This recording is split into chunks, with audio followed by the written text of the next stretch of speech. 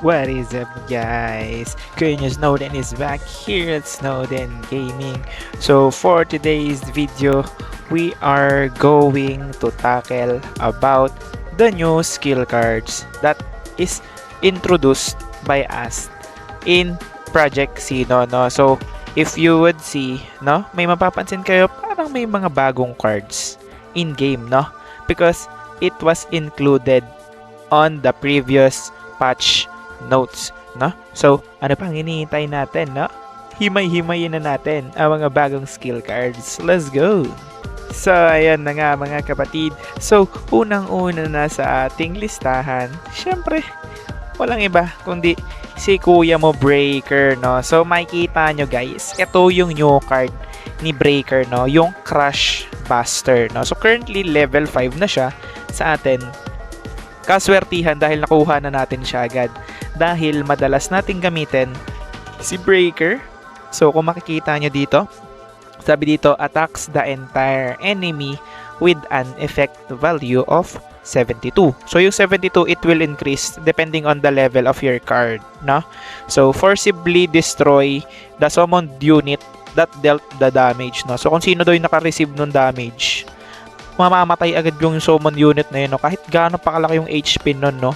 Nakalagay kasi dyan, forcibly destroy the summoned unit, no? So matic deads yung summoned unit ni tropa, no? So next on our list, punta naman tayo kay Guardian, no? So kay Guardian, itong Stone Wall, pare ko, no? Itong Stone Wall, yung bagong card ni Guardian, no? So makita nyo, hindi pa natin siya nale-level up dahil hindi ko pa masyadong ginagamit itong skill card na to dahil I can't find the perfect fit or the perfect combolicious para dito sa Stonewall na bagong skill card na. Pero it says here, summons a Stonewall, no? So magkakaroon ka doon ng Stonewall para ka magkakaroon ng summon, pero sabi dyan, the Stonewall does not attack, no? Pero meron siyang 300 HP, pare.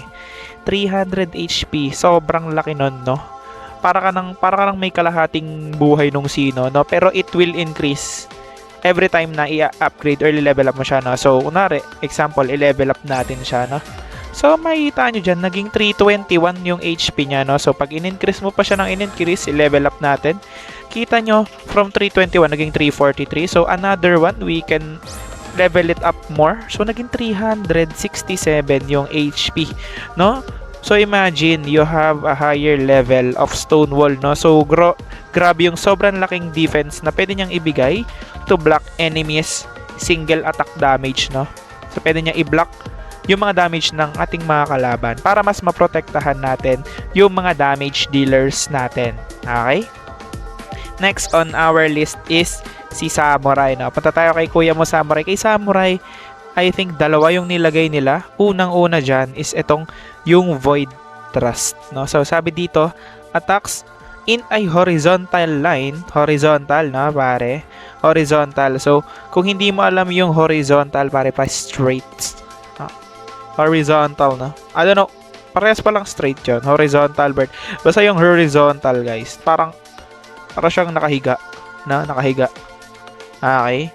So with an effect value of 124, critical to enemy in the front row, no? So di ko pa siya nakukuha, no? Di ko pa siya nakukuha. So di pa na siya pwede level up, pero critical siya kapag ginamit mo yung card na to sa pinakaharap na kalaban. Okay? So next one, si Kamaitachi, no? I think ang sabi dito is attacks disabling formation with an effect value of 108 to a single enemy. If the target is a breaker, the attack will be critical. Also becomes counter status and inflicts damage of 60% of the damage received this turn on the opponent, no? So magandang gamitin to if ever nauna ka sa kalaban mo. So pag tinira mo si breaker, critical, and also para siyang card ni Grappler na merong 60% counter status inflict damage. So kung para magre-reflect sa kalaban mo yung damage niya, yung 60% ng damage na nakuha mo, babalik sa kanya yan. Okay? So this is a good counter damage card sa kalaban. Okay? So next on our list, si Psychic. Syempre, hindi magpapahuli. Nakuha na natin to Ang card niya is Shock Pulse, pero hindi ko pa to masyadong na-maximize in-game dahil hindi ko pa alam kung ano yung electric shock, no? Hindi ko alam kung paano siya nag-work kasi even nakikita ko siya sa arena, hindi ko alam kung paano siya nag-inflict sa akin, no? Pero ito nga, attacks disabling formation with an effect value of 108 to the entire enemy, no? So, entire, so lahat, AoE. So, another AoE damage para kay Psychic, which is good for me. Okay. Next one is si Ninja. Okay, si Ninja, yung card niya is to pang lason, no?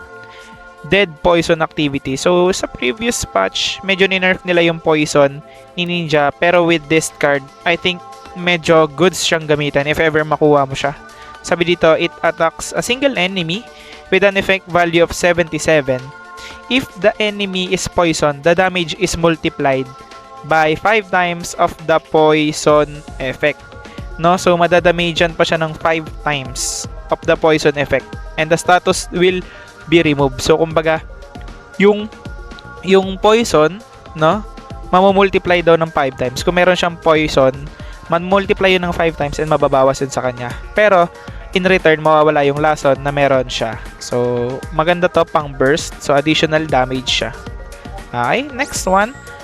At di mo pa uli, syempre si Kuya mong grappler, no? So, ito yung card niya, yung Storm Stance. So, sabi dito, this turn, all the damage dealt by own attack is plus 81 and inflicts a cooldown on itself. So, cool time is 2 turns, no? So, sabi dito, all damage dealt by own. So, ibig sabihin, lahat ng attack mo is may plus 81. Pero may cooldown din siya, no? So, ayun lamang, mga patid.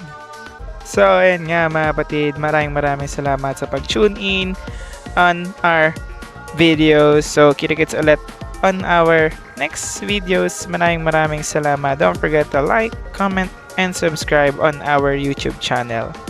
Bye-bye!